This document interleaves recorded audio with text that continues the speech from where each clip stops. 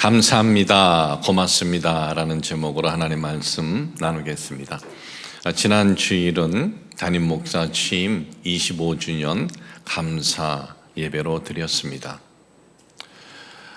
저는 제 삶에 있어서 이 고양시에서 목회를 한다라는 것은 한 번도 생각해 본 적도 없고, 또 순복음 원당교회에서 목회를 한다라는 것도 한 번도 생각해 본 적이 없습니다. 하나님께서 우리 교회 성도님들과의 만남을 하나님께서 허락해 주셨고, 그리고 지난 25년 동안 우리 교회 성도님, 그러니까 우리 교회 동력자 성도님들과 함께 좋은 결실들을 많이 맺게 되었습니다. 이렇게 좋은 결실들을 맺게 된 것은 우리 성도님들의 기도와 또 응원, 그리고 헌신에 있다라고 생각이 되어집니다. 무엇보다 그 어떤 결실보다 가장 좋은 결실은, 우리는 순복음이라는 이런 간판을 갖고 있지만은 그럼에도 불구하고 한국교회의 좋은 이미지, 또 복음적인 교회, 건강한 교회의 이미지 교회가 될 수 있었던 것이 가장 좋은 결실이다라고 생각이 되어집니다. 이 모든 결실은 우연히 그냥 된 것이 아니라 우리 성도님들의 기도와 헌신이 있었기 때문이다라고 믿습니다. 저는 지난주하고 이번 주하고 이 설교 제목을 고맙습니다, 감사합니다 이렇게 정했습니다.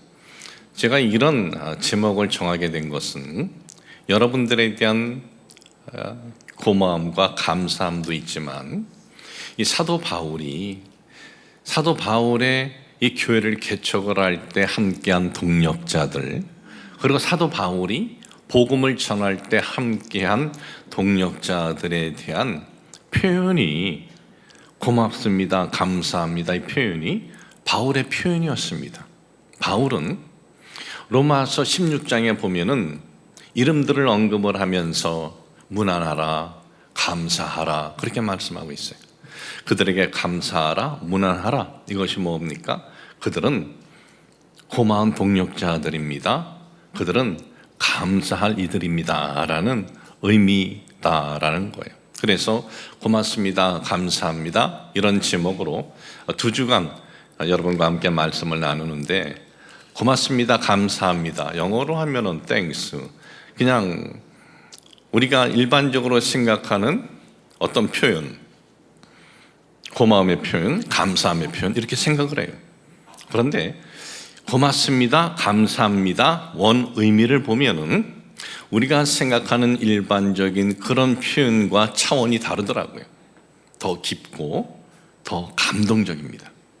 이 고맙다, 고맙습니다, 우리말 사전에 찾아보면은 이렇게 되어 있습니다. 고맙다 형용사인데 우리말 사전에 보니까 도움이 되어 마음이 흐뭇하고 즐겁고 감동적이다 이렇게 되어 있어요.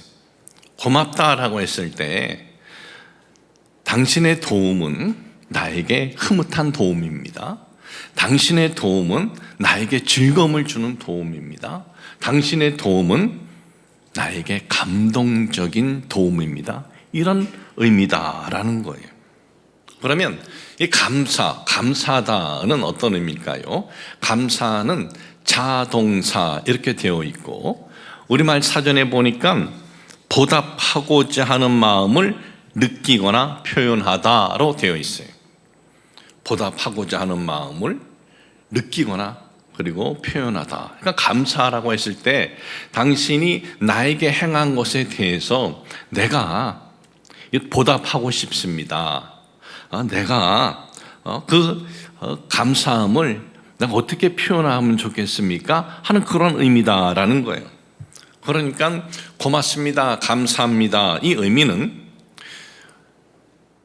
성도님들의 동력 행위, 이 동력자의 이 행위는 흐뭇하고 즐겁고 감동적인 최고의 가치 있는 행위다라는 거예요.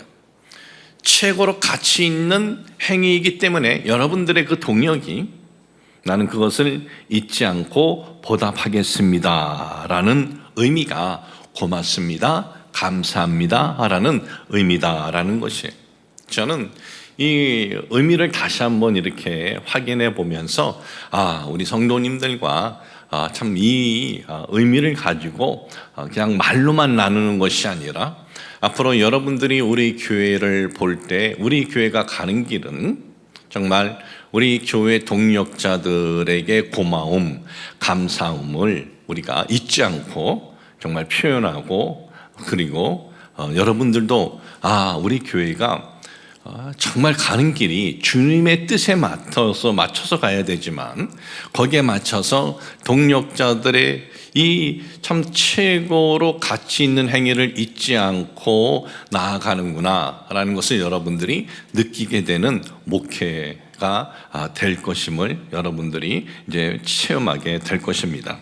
이 로마서 16장에는 바울이 이제 여러 교회들을 세웁니다. 많은 교회들을 세우고 또 복음을 전하는 데 있어서 언급된 이름들이 있습니다. 제가 세보니까 34명의 언급된 이름들이 있어요. 그러면 언급된 이름들만 있고 무명인 이들은 없느냐? 이름이 언급되지 않은 이들도 꽤 많이 있습니다. 로마서 16장 11절에 보니까는 나기스의 가족 중 주 안에 있는 자들에게 문안하라. 나기스라는 어떤 이름을 언급하면서 그 가족 중에 주 안에 있는 이들에게 문안하라 그래요.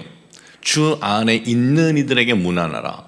그 주 안에 나기스 가족들 중에 주 안에 있는 이들이 얼마나 되는지 모르지만 여기에 무명의 그들에게 문안하라 이렇게 말씀하고 있고, 로마서 16장 13절에 보면은 주 안에서 택하심을 입은 루포와 그의 어머니에게 문안하라. 그의 어머니는 곧 내 어머니다 그래요. 이 루포의 어머니가 누군지 모르겠어요. 그런데 바울은 그의 어머니는 내 어머니래요. 아주 존중을 하는 거죠. 그런데 이름은 언급되어 있지 않다라는 거예요. 로마서 16장 14절에 보니까 아순 그리도와 블레곤과 허메와 바드로바와 허마와 및 그들과 함께 있는 형제들에게 문안하라 그래요. 그들과 함께 있는 형제들, 이름이 언급되어 있지 않는 무명의 형제들에게 문안하라. 로마서 16장 15절 빌롤로고와 율리아와 또 네레오와 그의 자매와 올름바와 그들과 함께 있는 모든 성도에게 문안하라. 여러 명의 이름을 언급을 하면서 그들과 함께 있는 모든 성도들에게 문안하라. 무명의 성도들에게 문안하라. 이름이 언급되지 않은 이들이 얼마나 되는지 모르지만 언급된 이들보다는 훨씬 더 많을 거예요. 자, 그러면 이름이 언급된 것과 언급되지 않은 것과의 차이는 무엇일까요? 언급된 이들은 더 중요하고 언급되지 않은 이들은 덜 중요하다라는 그런 의미일까요? 그렇지 않습니다. 차이가 있느냐? 차이는 없어요. 그거를 어떻게 아느냐? 자 보십시오. 루포의 어머니, 내 어머니라 그랬어요. 그 사람들의 이름을 언급하면서 표현할 때 내 어머니 같은 분이다 라고 할 정도인데 이름이 언급되어 있지 않아요. 또한 이스라엘 민족의 사고가 있어요. 사상이 있습니다. 그들의 사상을 우리가 알면 이름이 있고 없고의 차이는 없다라는 것을 우리가 알 수 있게 돼요. 이스라엘 민족의 사고, 이스라엘 민족의 사상은 어떤 사고, 어떤 사상이 있냐 하면 이스라엘 민족은 애굽에 400여 년 동안 노예로 있었습니다. 하나님께서 모세라는 지도자를 세워서 해방시킵니다. 이스라엘 민족은 40년 동안 광야 생활을 하다가 이제 가나안에 들어가요. 가나안에 들어가서 가나안을 이 정복 전쟁을 하는데 몇 년을 하느냐? 7년을 합니다. 여리고성을 지나가면서 7년 동안 가나안 정복 전쟁을 하는데 이 7년 동안의 정복 전쟁을 마치고 이스라엘의 모든 지파들에게 땅을 분깃으로 나눠줘요. 그런데 가나안 이 본토 정복 전쟁을 하기 전에 이스라엘 민족이 얻은 땅이 있어요. 요단강을 건너기 전에 땅이 있습니다. 이 땅들을 두 지파 반에게 나눠줘요. 그러니까 이들은 먼저 벌써 땅을 그들은 받은 거예요. 미리 분깃을 7년 전에 루벤 지파와 갓 지파와 므낫세 반 지파에게 나눠줬는데, 이들은 그 땅을 받고도 요단강을 건너서 7년 동안 제일 앞장서서 가나안 정복 전쟁을 한 이들이에요. 정복 전쟁 끝났습니다. 그리고 분깃을 다 나눠줬습니다. 이제 여호수아가 저들을 축복을 합니다. 그리고 저들을 돌려보내요. 이제 그들은 7년 동안 떠나온 자기 장막으로 돌아가는데, 여호수아가 그들을 보냈는데 그냥 보내지 않아요. 많은 금과 은과 가축을 주면서 보냈는데, 그 보내면서 이렇게 얘기합니다. 그 말씀이 여호수아 22장 8절에 기록이 되어 있습니다. 말하여 이르되 너희는 많은 재산과 심이 많은 가축과 은과 금과 구리와 새와 심이 많은 의복을 가지고 너희의 장막으로 돌아가서 너희의 원수들에게 탈취한 것을 너희 형제와 나눌지니라 그래요. 많은 은금, 가축, 의복 이것을 주면서 그 모든 것을 누구에게 나누라 그러느냐? 7년 동안 장막에 있었던 그들에게 나누래요. 여러분, 이것은 이방 민족의 사고와는 완전히 다른 사고예요. 이방 민족은 어떤 사고를 가졌냐면, 전쟁을 하면은 제일 용감하게 앞장서서 싸운 이에게 제일 많은 전리품을 줘요. 전쟁에 참여하지 않는다? 그건 아무것도 안 줘요. 이것이 이방인들의 사상이에요. 그런데 이스라엘 민족의 사상은 그렇지 않습니다. 저들은 다 똑같이 나눠요. 그러니까 이스라엘 민족은 전쟁의 앞장선이나 후방에서 집에 있는 이나 모두 다 뭐예요? 우리는 하나의 공동체다라는 거예요.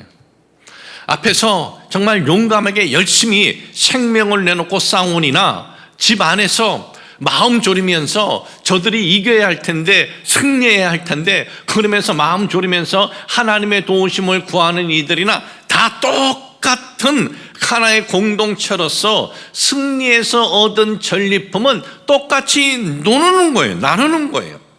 이것이 이스라엘 민족의 사상입니다. 전쟁의 앞장선이나 후방에 집에 있는 이나 똑같이 수고했다라는 사상이에요. 자, 이렇게 볼 때 여기 보면은 이름이 언급된 이들이 있어요. 로마서 16장에 언급되지 않은 이것들이 있어요. 그러면 이들의 이 사고를 볼 때는 어때요? 바울은 시브리 민족 중에 민족이에요. 그러니까 그들의 정통으로 내려오는 사고를 보면은 이름이 있는 이나 없는 이나 똑같은 공동체 동력자다라고 지금 말씀을 하고 있는 거예요. 여러분, 교회에서는 앞장서서 일하는 분들이 있어요. 앞장서서 일하는 분들이 있고 조용히 예배만 참석하는 분들이 있어요. 누가 더 낫느냐? 누가 더 나아요? 여기에 나오는 이 공동체 의식을 가지면 똑같다라는 거예요. 앞에서 얼굴이 알려져서 있는 분들이나 이름도 얼굴도 모르는 분들이나 모두 다 똑같은 공동체다라는 거예요. 이 로마서 16장에 보면은 다양한 민족에 나와요. 이 이름들을 보면은 다 민족이 한 민족이 아니에요. 여기 보면 유대 민족이 있고 또 로마인이 있고 그리스인이 있고 아프리카인이 있고 아시아인이 있습니다. 그리고 또 사람들도 보면은 너무나 그 시대 기준으로 볼 때 비교가 되는 거예요. 바울의 친지들이 있는가 하면은 귀족이 여기 있어요. 귀족이 있는가 하면은 그 이름들 중에는 노예들도 있어요. 귀족과 노예들, 이게 그 시대는 정말 상상이 안 가죠. 같이 이름이 나란히 있다는 것이. 또한 부자가 있는가 하면은 가난한 이들이 있어요. 이게 뭡니까? 사회적 기준으로 볼 때는요, 고대 시대나 오늘날 시대나 사회적 기준으로 볼 때는 그 사회적 기준에 누가 잘 나가느냐, 이 기준은 거의 대등해요. 그런데 그 시대의 기준으로 볼 때도 잘 나가는 사람, 그렇지 않은 사람, 배운 사람, 그렇지 않은 사람 모두 다 같은 동력자다라는 거예요. 같이 저들이 이름이 언급되고 그 여러 민족들이 같이 이름이 있다는 것은 같은 동력자다라는 거예요. 여러분, 교회도 다양한 분들이 계십니다. 경제적으로 좀 괜찮은 분이 있는가 하면 그렇지 않은 분이 있어요. 배움이 많이 있는 분이 있는가 하면 그렇지 않은 분도 있고, 몸이 건강한 분이 있는가 하면 그렇지 않은 분이 있어요. 또한 다음 세대 미래의 꿈나무들이 있냐면 이제 주님 만날 날이 멀지 않은 연세 드신 분들이 있어요. 자, 그러면 누가 더 나은 동력자예요? 다 같다는 거예요. 다 똑같은 동력자다라는 거예요. 교회에서는, 우리 교회는 앞장서시고 애쓰시고 수고하신 장로님들 계시고, 권사님들도 계시고, 안수 집사님들 계시고, 집사님 계시고, 성도님들 계셔요. 정말 고맙고 감사한 분들이죠. 또한 조용히 교회에서 예배를 드리고 있는 무명의 성도님들이 있습니다. 모두 다 고맙고 감사한 분들이에요. 우리 교회가 더욱더 행복한 교회가 되고, 더욱더 좋은 교회가 되고, 건강한 교회가 되고, 여러분들의 교회를 통해서 어떤 좀 시험이 아니라 기쁨이 있고 평안이 있으려면 바로 이런 동력자 의식을 갖고 교회를 여러분들이 다녀야 돼요.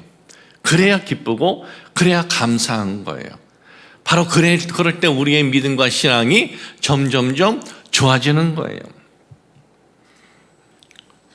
오늘은 우리 교회 동력자 성도님들과 함께 이룬 사역에 대해서 말씀드리겠습니다. 첫째는 고마운 동력, 두 번째는 오로지 은혜로다, 이렇게 나눠서 말씀을 드리겠습니다.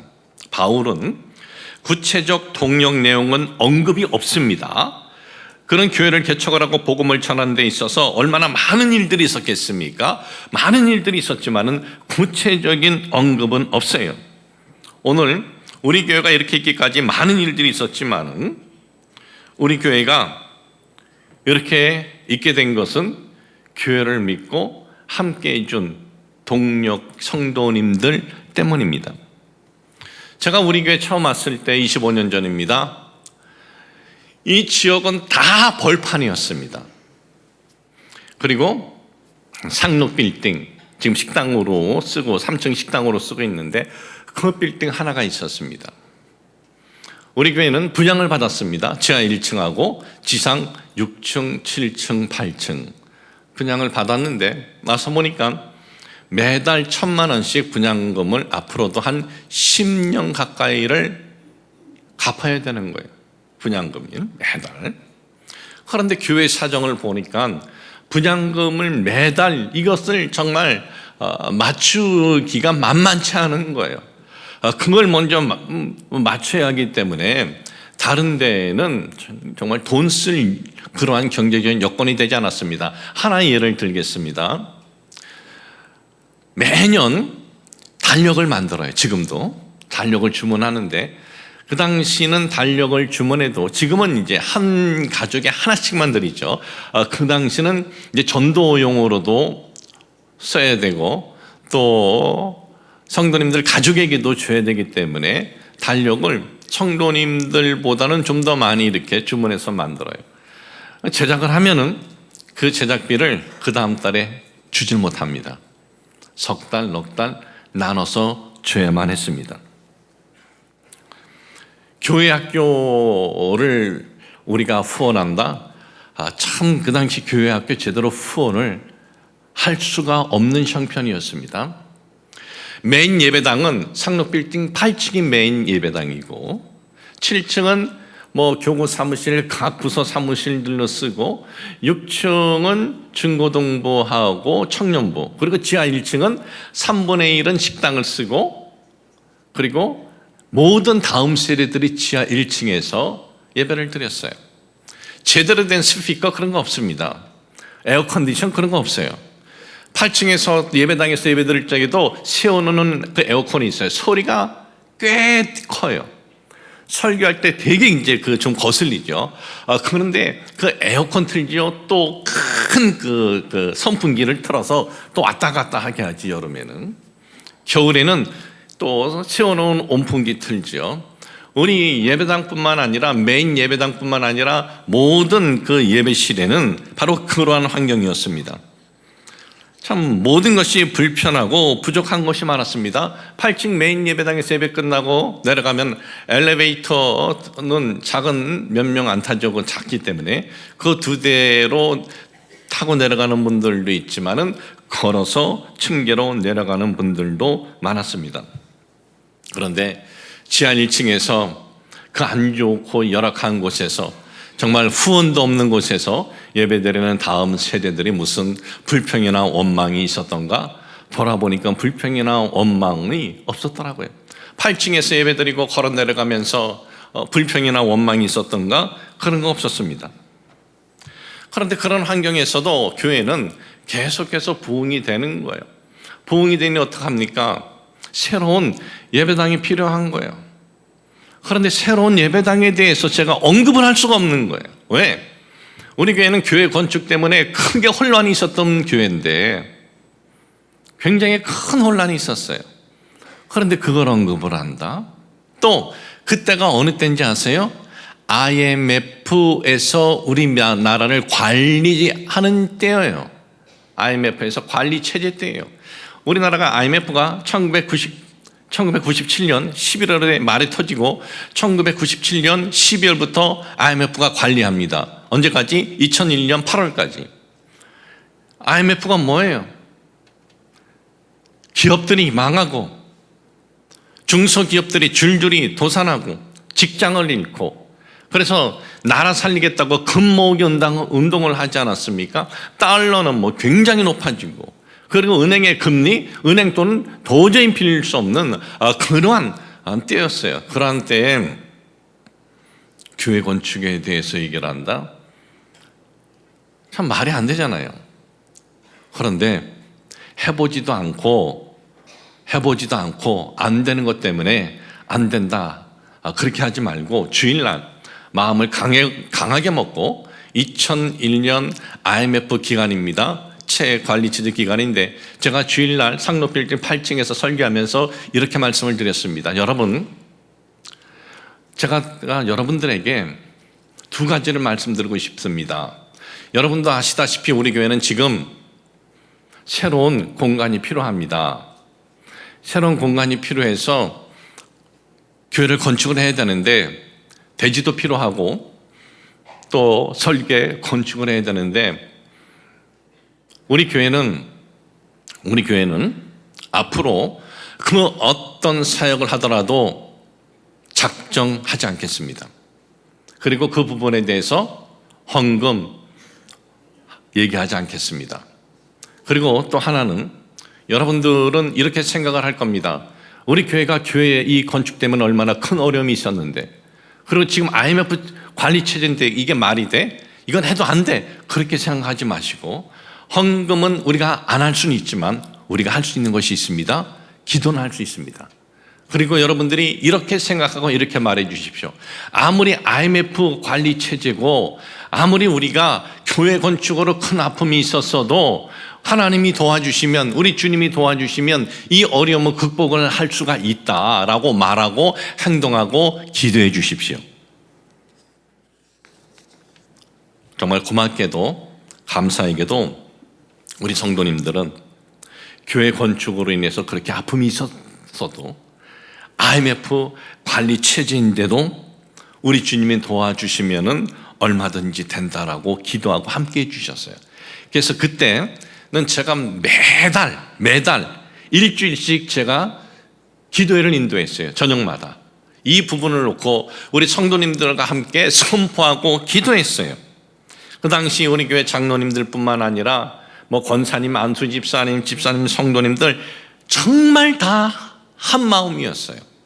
왜 한 마음이었느냐? 누구라도 이 부분에 대해서 반대 마음이 있으면 저한테 연락을 했을 텐데 왜?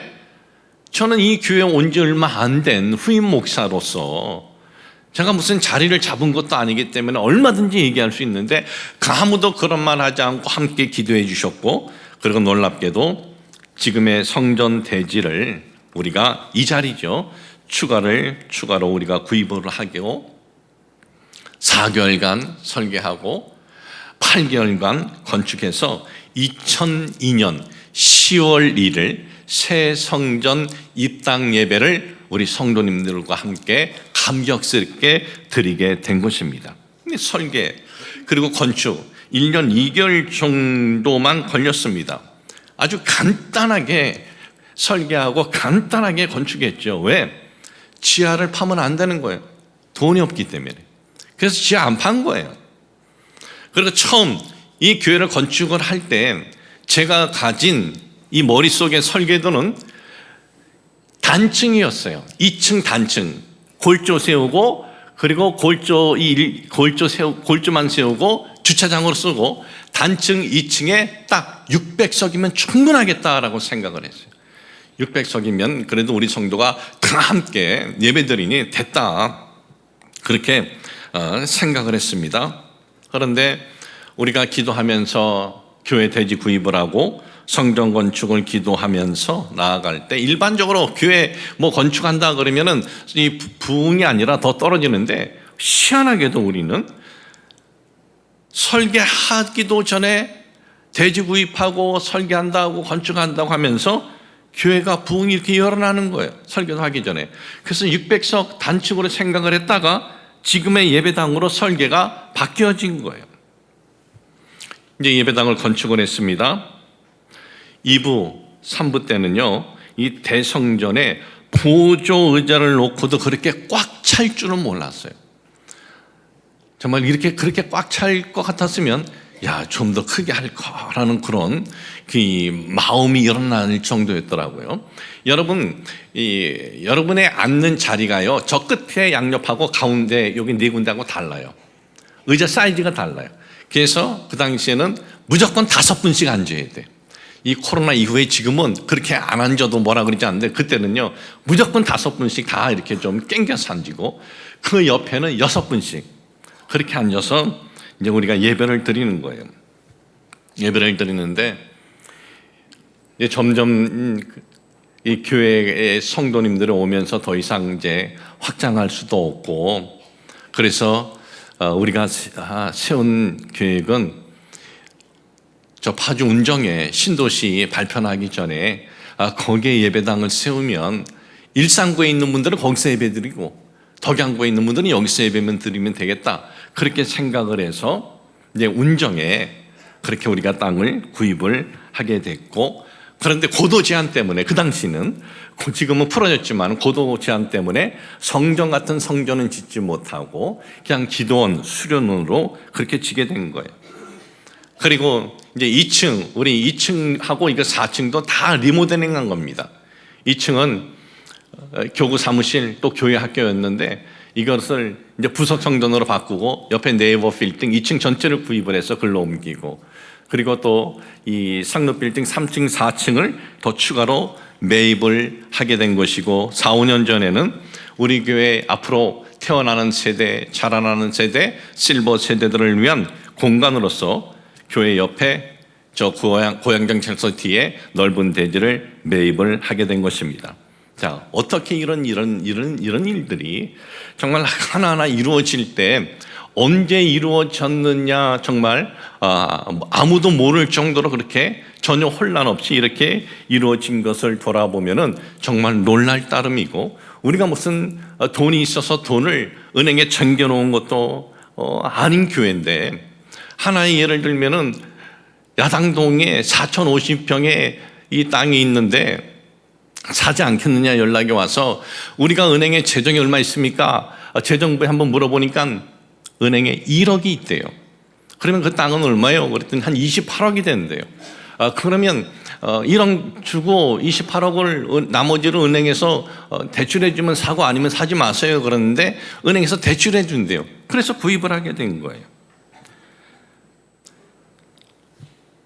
이 성전 건축을 이제 한 후에 이런 일이 있었습니다. 우리 교회를 다른 교회에서 탐방 오는 거예요. 교회를 지을 교회들이 탐방을 오는 거예요. 그때는 이 양옆에 빌딩이 아무것도 없었어요. 우리 교회만 있었어요. 그런데 우리 교회를 사람들이 보고 소문났어요. 시대적 감각을 뛰어넘는 교회다. 미래지향적 교회다. 먼 데서 봐도 교회 같지 않고 가까이 와서도 교회 같지 않다. 일반인들이 누구나 들어오고 싶어하는 곳이다. 공간이다. 왜냐하면 그 당시만 해도 교회하면 파란색, 빨간색, 자주색 뭐 어디서 봐도 알아보는데 우리는 이게 아니거든요.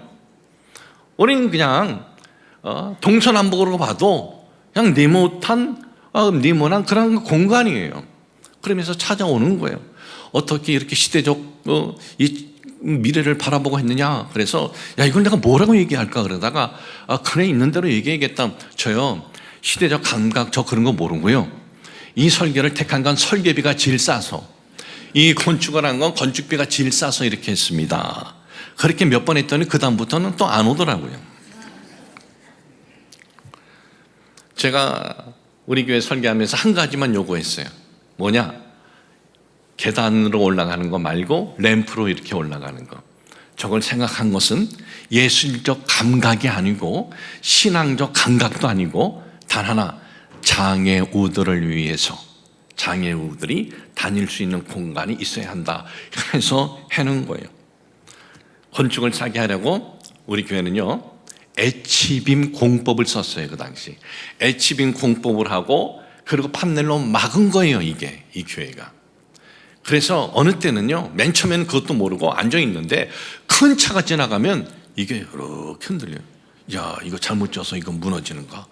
그래서 물어봤더니 H빔 공법은 그렇게 한대요. 그렇게 된대요. 그래서 알게 된 거고. 엘리베이터는 왜 한 개였을까요? 돈이 없어서 한 개만 한 거예요. 교회 건축을 하고 나서 이제 예배를 드리는데 찬양을 할 때 다들 성도들이 저만 보는 거예요. 찬양을 할 때. 그때는 의자가 이렇게 있지 않고 이 벽에 붙어 있었어요. 저기 앉아서 찬양을 하는데 다들 저를 향해서 보는 거예요. 왜 나를 저렇게 볼까? 일주일 동안 못 봤기 때문에 그리워서 보는 건가? 그랬는데 그게 아니고 그때는 우리가 이 스크린이 이쪽 한 개밖에 없었어요. 이쪽 한 개.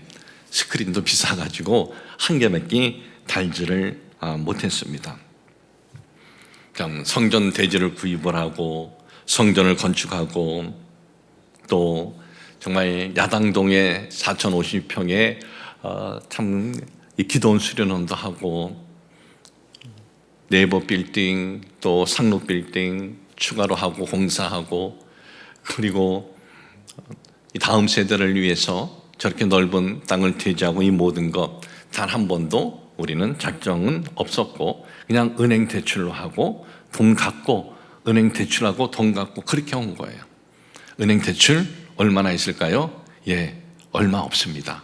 참 돌이켜보면은 참 이렇게 우리가 할 수 있었던 모든 것은 이 모든 사역을 하는데 정말 불평 원망 없이 함께 기도해 주시고 응원해 주신 우리 교회 동력자 성도님들이 계셨기 때문에 이런 결과를 맺게 되었다라는 것입니다. 함께 기도해 주시고 함께 해 주신 우리 동력자 성도님들을 축복을 합니다. 두 번째는 이제 은혜, 오로지 은혜로라. 여러분 상가에서 예배드리다가 여기 딱 와서 예배드리니까 제가 마음이 너무나 넓어진 것 같아요. 너무나 좋은 거예요. 감격적으로 이제 매주 예배를 드리죠. 감격적으로 매주 예배 드리는데 2부, 3부 정말 부서 이 보조 의자를 놓고도 꽉 차서 예배를 드리는데 어느 날 주일 3부에 지금 설교를 하는데 쪽지가 갑자기 와서 널 주는 거예요. 봤더니 전기실에 불이 났음. 불 났다는 거예요. 딱 보면서 야, 이거 불 났다네. 이거 어떻게 해야 되나? 불이야 그러면 난리 나죠. 그래서 이렇게 덮고 저 끝에 다 일어나세요 그랬더니 이게 왜 일어나나? 그래서 저 끝에가 싹 일어나요. 나가세요. 나가는데 왼쪽 계단 가지 마시고 오른쪽 램프 쪽으로 가세요. 쭉 나가요. 다 끝에 나갈 때 이쪽에 일어나서 나가고 여기 해서 쫙 나가 다 이렇게 나갔어요. 저는 그때는 몰랐는데 나중에 어떤 생각이 드냐 하면 우리 교회는 앞으로도 괜찮겠다. 왜냐? 참 수준이 좀 순수한 분들이 많다라는 생각이 드는 게, 여러분, 순복음 하면 잘 모르는 분들은 뭐라고 생각했냐면 축복만 구하는 순복음. 축복만 구한다는 게 뭐예요? 본인도 축복 구하면서 자기 구하는 건 얘기 안 하고 남 구하는 건 좀 나쁘게 안 좋게 이렇게 얘기하는데, 축복만 구한다는 게 뭐예요? 이기적이다라는 거 아니에요? 그런데 우리 성도님들 중에는 그 누구도 먼저 뭔가 사건이 터졌지만 먼저 내가 살겠다고 뛰어나가는 사람 한 사람도 없었다라는 거예요. 한 사람도 자기 이기적인 생각을 갖고 행동하는 사람이 없었어요.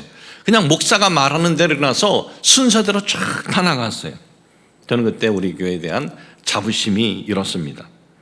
먼저 나가려고 하는 분 한 분도 없고, 담임 목사가 불이어 말은 안 했지만 그래도 교회가 예배드리다가 다 나가라고 했으니 이거 뭔가 큰 사건이 터진 것 아니겠습니까? 걱정은 돼도 조용히 천천히 다들 건물 밖에 나갔습니다. 단 한 명도 부상자 없이 다 확인하고 나중에 보니까 저희 집사람이 얼굴이 까맣게 되어 있어요. 거슬렇게 되어 있어요. 불났다는 소식을 듣고 전기실로 뛰어들어갔는데, 그런데 봉사 집사님 두 분이 먼저 또 들어갔어요. 호스를 들고 불을 끄겠다고. 근데 호수에 물이 안 나온 거예요. 이거 얼마나 다행이에요. 전기에 물을 뿌려? 어휴, 그 안에 있는 사람들 다 큰일 날 뻔했죠. 집사람이 들어가서 호수에 물 안 나온 걸 확인하고는 이제 3층으로 뛰어 올라온 거예요. 그 당시 2층은 교구 사무실하고 그렇게 우리가 썼으니까 3층으로 와서 성도님들을 이제 안내하는 거예요.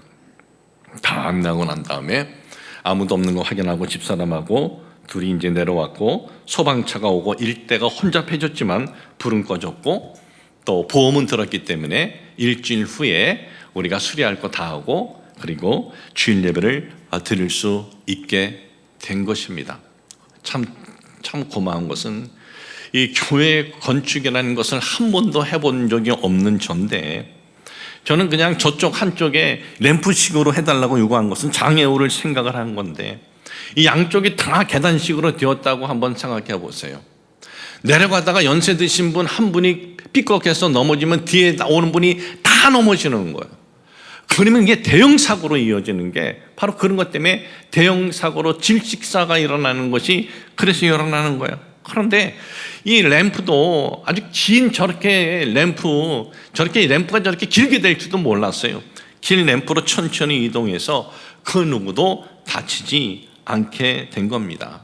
그 많은 성도들이 산부 예배 공간에 불이 났는데 단 한 번도 다친 분이 없었다라는 것, 이건 정말 주님의 은혜입니다 라는 고백 외에는 다른 고백이 없는 거예요. 25년이라는 세월 참으로 빨리 흘렀습니다. 전 지난 25년 동안 단 한 번의 어떤 혼란이나 다툼 없이 이렇게 결실을 맺을 수 있게 된 것은 우리 교회를 믿고 함께해 주신 우리 교회 장로님들, 권사님들, 안수 집사님, 성도님, 동력자 여러분 덕분입니다. 여러분들이 교회를 믿어주셨고, 교회를 위해서 기도해 주셨고, 교회를 위해서 응원해 주셨기 때문에 우리 교회가 오늘 이 순복음 원당교회 이름을 바꾸고 싶어도 화정이 있지, 이게 원당도 아닌데 이름을 바꾸고 싶어도 순복음 원당이라는 이름이 이렇게 좋게 소문이 나가지고 바꾸고 싶어도 지금 바꾸지 못하는 애매한 상황에 있는 교회가 이렇게 된 것이, 이게 바로 여러분들의 교회를 믿어주시고 축복해 주시고 응원해 주셨기 때문입니다. 앞으로도 우리 교회는 주님의 뜻에, 먼저 주님의 뜻이 어디 있나 이거를 우리가 먼저 가장 중요시 여기하고, 그리고 앞으로도 주님의 뜻에 맞는 교회로 가는데 여러분들이 기도해 주시고 응원해 주시기 때문에 열매가 풍성하게 맺어질 것을 믿습니다. 우리 교회 동역자 여러분, 다시 한번 고맙습니다. 감사합니다. 여러분 축복합니다. 할렐루야.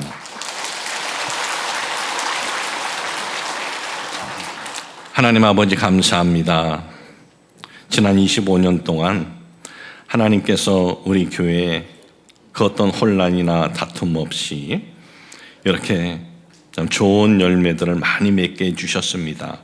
모든 것이 우리 주님의 은혜요, 우리 교회 사랑하는 동력자 성도님들의 기도와 응원 덕분입니다. 주님, 우리 교회가 앞으로도 우리 주님의 뜻에 맞춰서 나아갈 수 있도록 주께서 우리 교회를 이끌어 주시옵소서. 예수님의 이름으로 기도합니다. 아멘.